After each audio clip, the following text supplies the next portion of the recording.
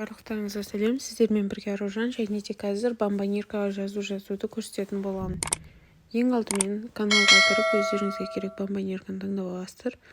Жоғарыда тұрған 3 нүктені бассаңыз, сохранить фото деген шығады, соны басып сохранить етіп аласыздар. Келесі Pixar немесе фото приложениесі арқылы жазсаңыздар болады. Маған фото приложениесі ыңғайлы, сол себептен мен фотоны қолданамын. Кіреміз.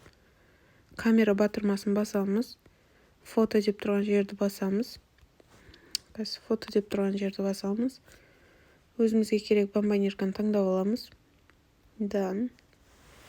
Бомбоньерканың үстін басатын болсаңыз, add text деп шығады, соны басамыз. Анамызға 60 жас. Центр дегенді басамыз. Фонд деген жерге кірсеңіздер, сіздердің өздеріңіз сохранить еткен шрифттарыңыз шығады. Ол шрифттарды қайдан алу керектігін менің телеграм каналымнан көре аласыздар. Телеграм каналыма сілтемені осы видеоның описаниесіне сақтап кетемін.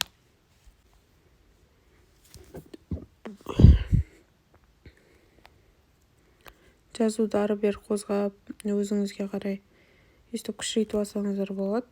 Жазудың үстін бассаңыздар, міне size деп тұрады. Size деген размер. Келтіріп аламыз. Style дегенді бассаңыздар, түсін таңдау болады. Мен осындай розовый түсті таңдап тұрмын. Жазудың үстінен тағы бассаңыздар, мына жерде слайд тұрады. Соны бассаңыз, копия жасалынады. Екі жаққа бірдей жазу қойғым келіп тұр.